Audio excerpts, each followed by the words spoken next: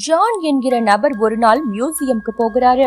அந்த மியூசியம்ல நிறைய பெயிண்டிங்ஸ் இருக்கு. அந்த பெயிண்டிங் எல்லாம் பாக்குறதுக்கு ரொம்ப தத்ரூபமா இருக்கு, அவ்வளவு அழகாவும் இருக்கு. அவருக்கு அந்த பெயிண்டிங்ல ஒரு பெயிண்டிங்க ரொம்ப ரொம்ப பிடிக்குது.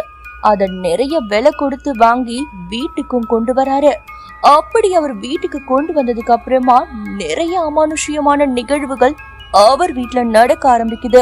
ஜான் பெயிண்டிங்க ஹால்ல தான் மாட்டி வச்சாரு.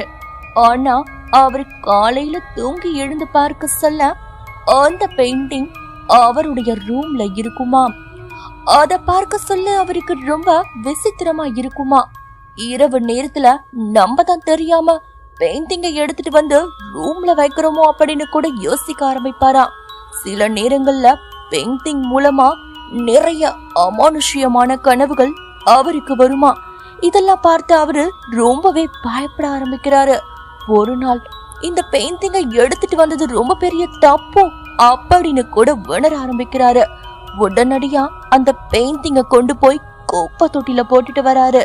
அதீத விலைய கொடுத்து வாங்கின பெயிண்டிங்க குப்பை தொட்டியில போட்டு அவரு நிம்மதியா பெருமூச்சு விட்டு அன்னைக்கு இரவு தூங்க போகிறாரு.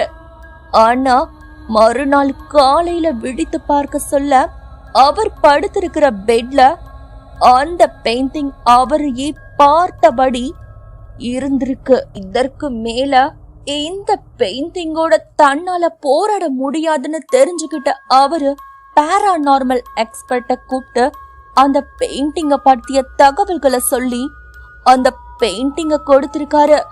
இதனால தனக்கு நிகழ்ந்த அமானுஷ்யமான நிகழ்வுகளை பற்றியும் சொல்லியிருக்கிறாரு.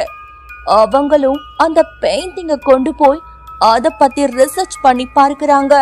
பாராநார்மல் எக்ஸ்பர்ட் ஜான் கிட்ட அந்த பெயிண்டிங்க பத்தி சில தகவல்களை சொல்ல ஆரம்பிக்கிறாங்க. இதையெல்லாம் கேட்ட ஜானுடைய ஈரக்கொலையே நடுங்கி போகுது. ஏன்னா அந்த பெயிண்டிங் மனித ரத்தத்தால வரையப்பட்டதாம். அதைவிட மோசமான நிகழ்வு என்னன்னா அந்த பெயிண்டிங்க வரைந்த ஓவியர் இப்ப உயிரோடவே இல்லையாம்.